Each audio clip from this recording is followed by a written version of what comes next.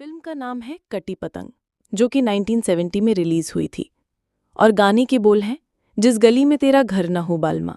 सिंघा का नाम है मुकेश, म्यूजिक R.D. बर्मन का दिया था और डायरेक्टर है शक्ति सामंता।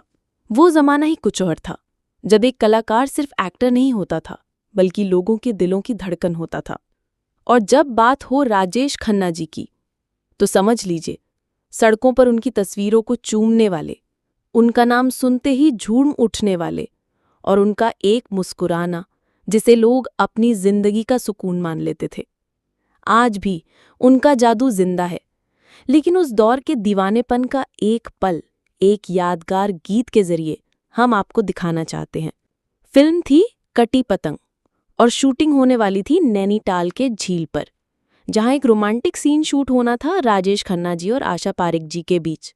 बैकग्राउंड में बज रहा था दर्द भरा गीत, जिस गली में तेरा घर न हो बालमा। लेकिन लोगों ने जैसे ही सुना कि राजेश खन्ना जी शूटिंग कर रहे हैं, पूरा नैनीताल झील टूरिस्टों से भर गया। नावों की भीड़, आवाजों का शोर और लोगों का जुनून। कैमरा रोल होता, लेकिन हर बार कोई टूरिस्ट अपनी नाव लेकर फ्रेम में आ जाता। शक्ति सामंता जी बार बार एक्शन बोलते और राजेश खन्ना जी बार बार रीटेक देते जाते। 5 बार, 6 बार, 7 बार। एक पल आया जब उन्होंने थपकर कह दिया, आज तो शायद हो ही नहीं पाएगा। उस रात शक्ति सामंता जी, जो फिल्म के डायरेक्टर और प्रोड्यूसर थे, उन्होंने एक चतुर प्लान बनाया।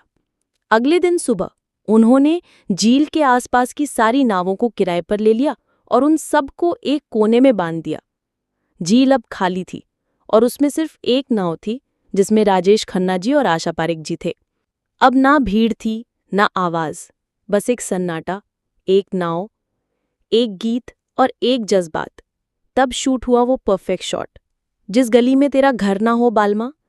इस गाने में सिर्फ मुकेश जी की आवाज नहीं, बल्कि राजेश खन्ना जी की थकान, तस्वीरों का सुकून और फैंस का प्यार छुपा था।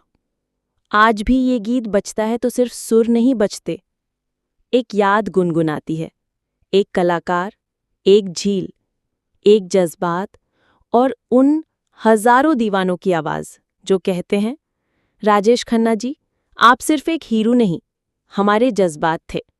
अगर आप भी राजेश खन्ना जी के वैसे ही सच्चे फैन हैं जैसे उस दौर में हुआ करते थे, तो कमेंट में ज़रूर लिखिए। और अगर आपको ये कहानी पसंद आई हो तो वीडियो को लाइक करें, शेयर करें और चैनल को सब्सक्राइब करना ना भूलिए।